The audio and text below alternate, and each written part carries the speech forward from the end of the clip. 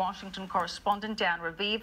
Dan, it's important to stress that no company is named in this order, but it's clearly aimed at Chinese telecom giant Huawei. Tell us more about this executive order. Well, you know a lot about it.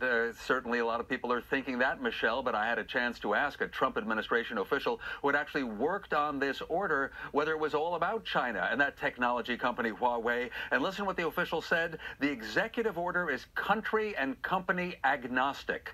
Think about that, as though it's not directed at one particular country, not particularly at Huawei, although U.S. officials have repeatedly mentioned Huawei as a telephone manufacturer that's very close to China's intelligence agencies, as though using Huawei phones and the U.S. government won't buy them anymore means that all the data would go immediately to Beijing's intelligence apparatus. Now, under this emergency order declared by President Trump, his Commerce Secretary would have the power to block any purchases of communication systems by anyone in the U.S.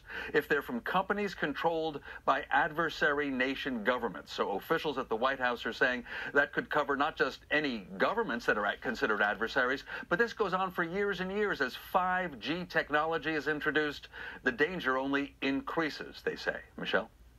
All right, Dan, the president today also announcing that he's going to delay planned auto tariffs on the EU and Japan, at least for 6 months. Why do you think we're seeing this delay?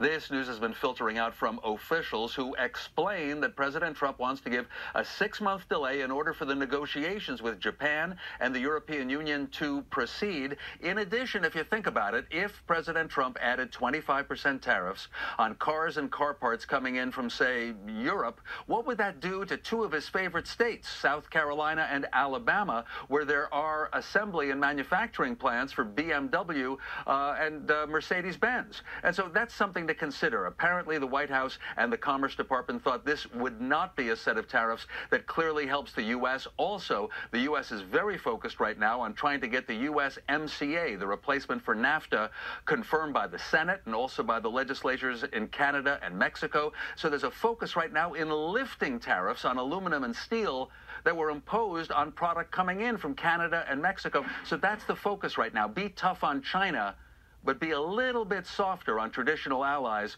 like the Europeans, Japan, and Canada and Mexico while talks continue. Michelle? Right, got it, Dan. Thank you so much, Dan Raviv. Let's talk